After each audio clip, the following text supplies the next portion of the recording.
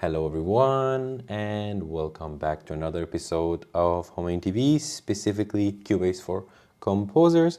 And today I'm going to tell you about the good stuff with the MIDI insert in Cubase. So let's go.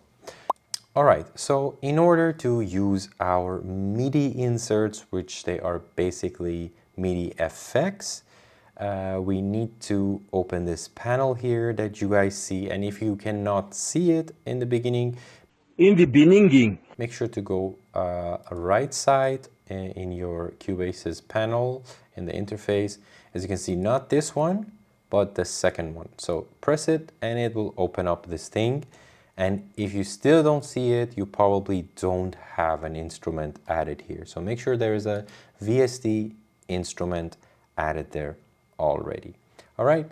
Now, if we want to have some modifications or some inserts on our MIDI, we need to have MIDI first, right? So what I'm going to do is that I'm just going to record something here. I'm going to click on record with my pre-count on. So it's going to count for me first.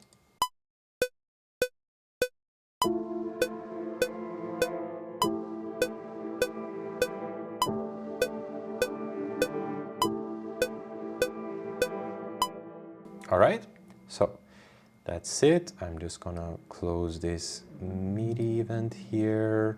Alrighty, so that was already nice, right? But now I'm gonna add some cool effects to it. What I can do is that I go down here, you see this MIDI insert here. I'll click on it and I'll just click on this arpeggio. I think it's called arpeggio 5. It's like arpeggio in our language. So, and I just turn it on, and then you have a bunch of cool settings here. For example, if I now press space,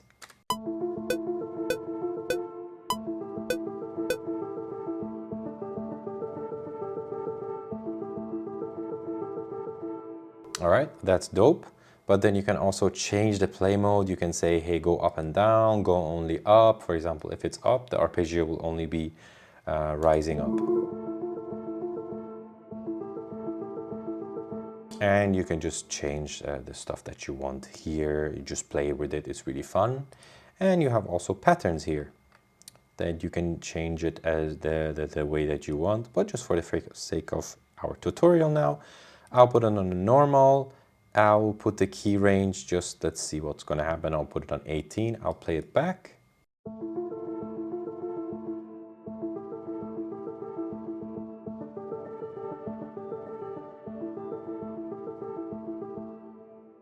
Pretty cool. Now, the one important thing I want to add to you guys, to tell you guys, is that of course you can add a lot of more of these MIDI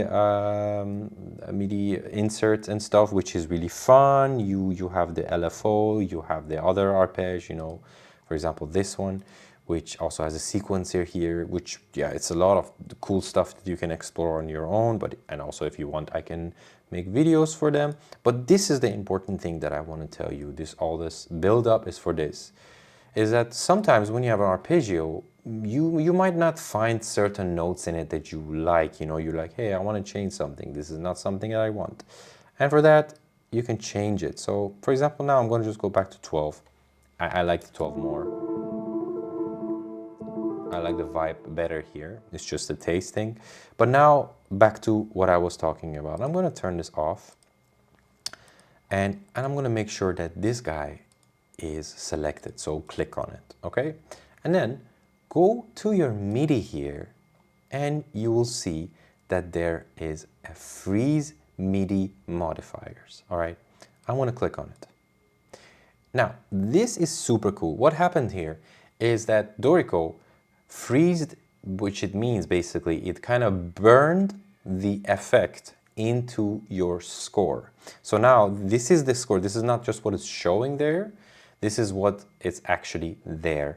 And the arpeggio effect is turned off. So if you look here, you will see that this button is now turned off. So automatically this is on and this is off. Automatically Cubase will turn it off, so it doesn't overlap again with what's playing back right now. And if I play it,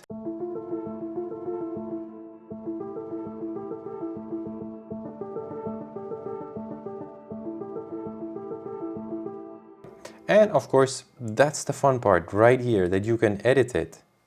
So if I close this, for example, say, hey, I don't want this A. I want it to be C, or this one I want it to be B flat, for example. So let's try. And I think this is quite powerful when composing and producing. And I'm going to check the score editor also to show you guys. Yeah, it looks a bit weird, but it is what it is. I mean, it's just...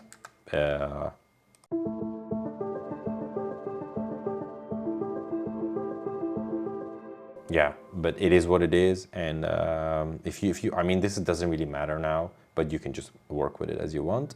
But yeah, so that was it. This was for today's episode. And if you have any questions or comments, or if you want any specific tutorials, let me know. But other than that, I wish you a great day. And also, if you haven't yet subscribed, please do subscribe, and see you later. Bye.